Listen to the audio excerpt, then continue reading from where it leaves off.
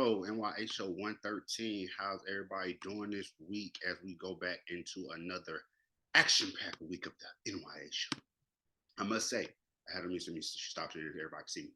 Got my brother gear on the ones who took off. Of course, I will have the links down at the bottom. That's Brandon Dowdell. Will have the links down at the bottom for you guys to cop up, pick up any of his gear, hit him up. He'll get you straight, and he go crazy on TikTok. So shout out to bro. You guys follow me on TikTok as well at the N.y.a show. Hit a little lick this weekend. Posted something on Twitter that it got enough engagement of something else unrelated to me, and then dropped my link to the last show under it. So I was able to eventually you look and you see how many people clicked it because Twitter give you all these different analytics now. So shout out to the people who did see the link and thought that my thumbnail was interesting enough to click on it and help get them views up last week. As always, like, share, subscribe, but overall like because that drives it up. Put it in front of people, other subscribers that may not see my stuff as much. It'll put it right in their face. So go ahead and do that as well. My weekend was well. This church today. See my father. Did a lot of different running around. Yesterday, I got a root canal done in the morning, if not root canal done, and I'm all right. And then I worked father-daughter dance. I was doing the photography that I did like maybe 300, 400 photos or something like that. So an action-packed weekend as I go into another action-packed week, I hope, and I hope that you guys had a great week and an even better, a good last week, a great weekend. Let's have a better week this week. Now, first story of the night is going to be suspected stalker tracks down Redmond podcaster, kills her husband, and himself. The podcaster, it's a little misleading the title, but let's dig into it. A Redmond couple in their 30s, which had their lives taken around 2 a.m. on Friday. The police said the suspect then turned the gun on himself. The Redmond investigator said a Texas trucker became obsessed with a Redmond woman who had a podcast-style social media account. It led to a stalking case that ended in the worst possible outcome, which is death, said police, which is the worst possible outcome, said the police chief, Daryl Lowe, and that's death. The stalking case was severe enough that the chief was actually briefed about the protection order over the couple obtained last week, but now it's become a double murder and suicide investigation. Investigators say the suspect gained access to the couple's home by breaking in through a bedroom window. This is every victim, every detective's, every police chief's worst nightmare, said Lowe. The murder victims are 33-year-old zohresadeghi and her husband, 35-year-old mohammednaseri. So rest in peace to them who lost their lives at the hands of a stalker. It seems unreal that something like this could happen in our neighborhood, said a neighbor. Court documents show that the suspected 38-year-old Rahim, I'm not about to try to say a last name in typical N.y.a style because that is super long. Y'all see the last name, you guys try to do it. So Ramin, they had a protection order against a 30-year-old truck driver who they suspected a contact with Sadeghi for more than a year. So he had been trying to get at her for more than a year, but the stalking escalated in November of last year after she told him to stop communicating with her. So that's when he started bombarding the victim with calls, messages, flowers, gifts, and other things, even showing up to the couple's home in person. So maybe it's a thing where, hey, we chatting up on TikTok, Clubhouse, baby, just like people may do live shows with people on YouTube. I don't know you like that, but I'm doing a show with you because you seem to be cool. Little buddy got a little too, maybe too attracted to her, maybe a little too interested in whatever she had going on, and said, I want you to be mine. I guess she was keeping it friendly with this dude, like a lot of people have to do, so that people don't freaking turn psycho. So you keep it cool with him, and maybe he took that as, oh, she feeling me, you know what I'm saying? And then she had to say, yo, buddy, like it ain't nothing like that. You cool, you don't come on my podcast, and that's it. But this eventually ended up leading to this guy. She reported over 100 contacts in a single day. He was super stalking. So here he is. The victim did everything that they possibly could. Unfortunately, the person broke into their home and killed her. It's a tragic event. So here you go. Here's your moment of fame, my guy. Here you go. Here you go. Your fame. Since you wanted to be a stalker so bad. Everyone was outside the house. The Sadeghi, let's put some respect on her life, was a software engineer. According to several social media platforms, she also ran a live podcast-style chat account on the platform Clubhouse. The victim and the suspect met via the podcast-style app. They started speaking, and they started speaking individuals seeking employment in the tech industry. So that's what the topic was. When the situation escalated, when the conversation went from stalking to and harassment. The couple got protection order. The document was filed last week on the 3rd. So it wasn't enough protection, I think, in order, because that was on the 3rd, and here we are on the this is the 11th now, or the 12th. Here we are on the 3rd. No, we're on the 13th now. It's Monday now, and they've lost their lives. She writes, he had bursts of anger. He delusional. He won't stop contacting her, and then they tried to track down the suspect to get him an arrest warrant and a protection order, but they were having trouble trying to find him because he was nature.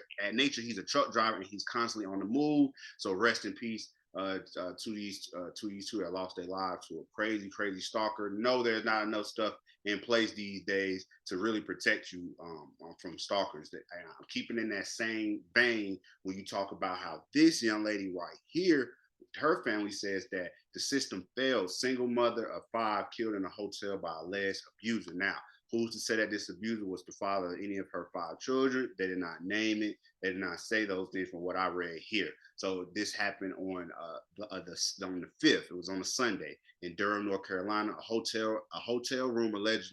There was a hotel room where the mother and father was staying at. Nicole she was 29. Let's put some respect on her name. Rest in peace. She was living with. She was reportedly lived a life plagued by violence and abuse at the hands of the 33-year-old Rodney Crawford. The couple was together at a Sonesta Select Hotel in Durham when Crawford allegedly took the life of Bullock. He claims he never intended on this to happen. Crawford told the investigators that he was invited over by Bullock into the hotel room on Resident Inn near the Apex Highway on the 5th. According to Crawford, the pair argued over cell phone. Tussle began. Never know. It could have been. I don't give a fuck. All that, all that popping off. He could have came and said, "Hey, yo, shorty, you gotta back up. You gotta I got that shit on me, man. Get out of my face." All that kind of thing may have broke out. What led to things like this. But Buddy ended up getting charged with murder. Now, let's shout out to this looks to be a Facebook user who shared the post of this guy right here. Said it's so sad the system failed to protect her. Lawmakers need to tighten up the rules on these protective orders. If they're violated, it's a misdemeanor, y'all. You violate a protective order when you one of them people out there. Y'all, look how busy everybody is in their normal day-to-day life. If you got time to sit around and stalk me,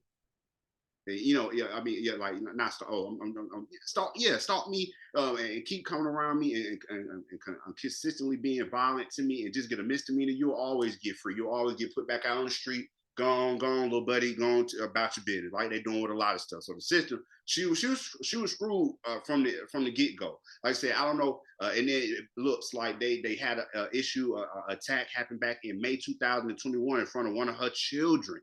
So he got a protective order against him. But that was not the beginning of the issues. Back in 2014, they got into it where she was reportedly sleeping in the bed with her 5-month-old and was assaulted. It was around 4 a.m. They started to argue. Let's get this thing out of the way here. It was around 4 a.m. They started to argue, and then she was allegedly punched several times in the face before she could break free. Now, you already know, it'd be on some whack Arnold type shit. She may have looked at Buddy. Buddy may have lost it. He already looked like he was a nutcase, needing more help, a psychiatric evaluation. So Buddy may have lost it. She may have said, "Yo, I'm tired of eating these. You can't keep feeding me and your baby hamburgers and French fries." You know what I'm saying? How they did on Dave Chappelle, and then just like, "Yo, I'm going crazy here," and then he just lost his mind. That'll get him the right to do what he did, to put his hands on nobody.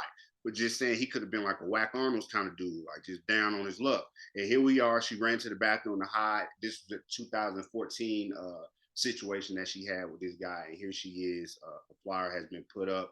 She's gone too soon at the hands of an abuser. And of course, there's so many young women who still have to deal with these type of things. He's been alleged to have dragged her by her hair at different times, punched her, assaulted her with scissors. The family didn't think that restraining order was enough. You know what I'm saying? I think that maybe in the future, and they do have, let me put that in there, there is a GoFundMe put up for this young lady. I think if I had this on, GoFundMe has been put up for this young lady to help raise money to take care of kids. This is 5 kids. Who says who the father was? How, if he was the father of 1, 2, or if anybody, look at all that's been raised. That's important for y'all to see on the screen like that, to see how much money has actually been raised already. They're almost at their goal. And now, like I said, who to say he's the father of any of the children, and even if he is or isn't. Still, these kids are now without a mother.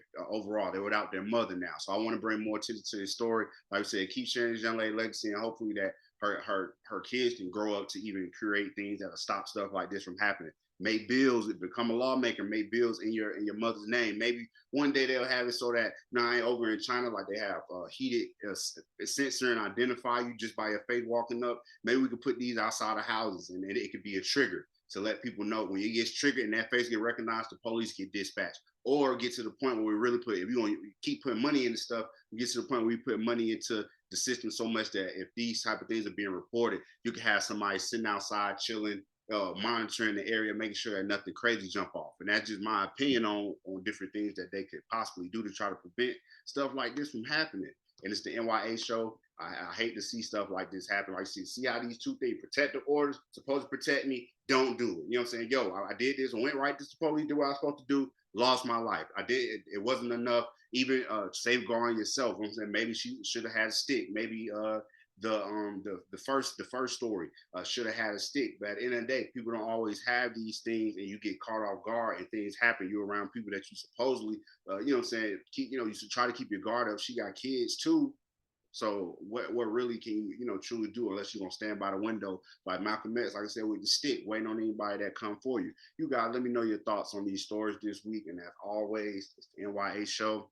I appreciate y'all, and I'll see y'all next week.